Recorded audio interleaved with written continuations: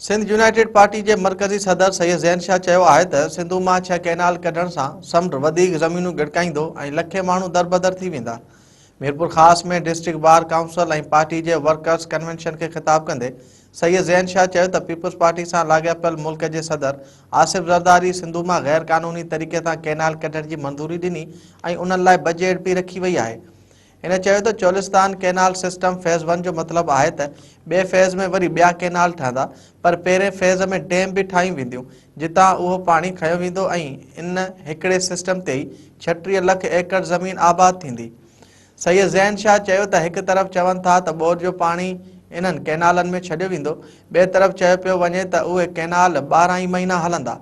सिंध में green initiatives तहत रुगो पानी न खयो वेंदो पर ज़मीनूं भी खयूं वेंदियूं।